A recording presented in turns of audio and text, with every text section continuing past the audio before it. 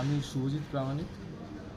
আপনারা শুনেছেন রিসেন্টলি আমাদের একটা ভাই, বন্ধু কাম ভাই, শুভাঞ্জন গোস্বামী, এই ছেলেটি সকলে হয়তো চিনে থাকবেন।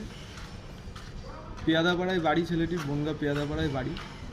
তো বর্তমানে ও ব্লাড ক্যান্সারের সঙ্গে যুদ্ধ করছে। ও ব্লাড ক্যান্সার ধরা পড়েছে।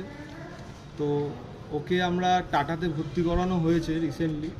তো ফেসবুক পোস্টের মাধ্যমে আমরা আপনাদের কাছে কিছু সাহায্যের জন্য চেয়েছিলাম।